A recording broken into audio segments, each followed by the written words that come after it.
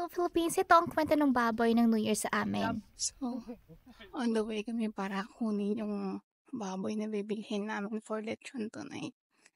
So, ganito talaga dito. Tingnan niyo yung daan. Oh, rough road. Ganyan ang daan dito sa probinsya.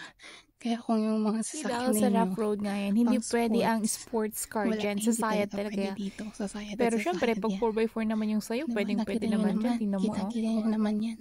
Diba? Oh, diba? Tingnan niyo naman. Yung mga paa mo mamaya. Ang dami ng putik, diba? Ganun talaga. So, mamaya tingnan natin. Maghuhuli tayo ng wild pig. Para pang lechon. So yan yung daan, naglakad-lakad kami dito, talon, at the garden. Tapos nakita ko yung mga bata. Oh my gosh, ang dumi-dumi talaga ng tubig doon. But anyway, they're used to it, they're accustomed to it. So okay lang yun siguro sa mga parents nila, no? Pero yun, nakita ko yung mga pipino, ang dami-dami. So doon sa first na pinuntahan namin, wala bokya kasi maliit yung baboy at the same time. It's pricey, tapos hindi kasya sa amin, maliit nga, di ba? Ang dami-dami, matakaw pa kami. So unfortunately, hindi namin nakuha yun. But very fortunate, meron kaming ulit nakita na isa, with the tulong of Aki Lakay, and dyan. Gusto namin talaga yung native kaso lang ayaw nilang ibenta. So yung batik-balik na lang ng kinuha namin. So iniwan namin sa mga drivers and then punta kami sa market. Anong oras na nakawin na kami? Walang baboy. What happened? Tumalon daw.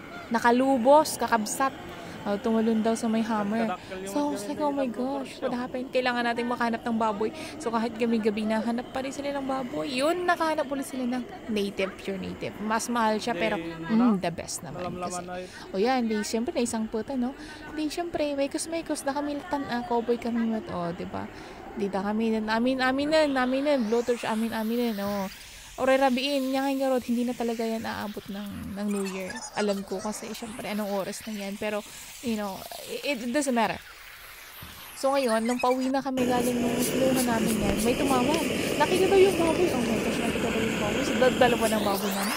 Alam nga naman na partiin mga duwa. Diba? O yan, so sige, go. First time namin maglechon yan sa sarili namin, sa DIY ng baboy. So, go.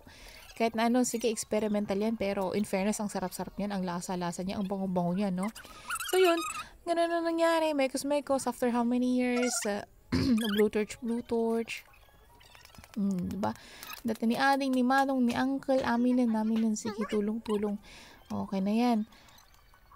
Yan, si hamipay nga mo. Sige, lusot. Dapat yung iwat kasi si Ping na. And after how many years, mabalinan. Pero hindi talaga siya umabot. Kasi mga Pasko na siya na So, baboy mo't gamay sa adata. Kahit na nakalubos, ag subilat ang muna nga agawid. So, nilingan niya talaga pang partiso na pang anak. So, hopefully, aganak isunati adu-adu.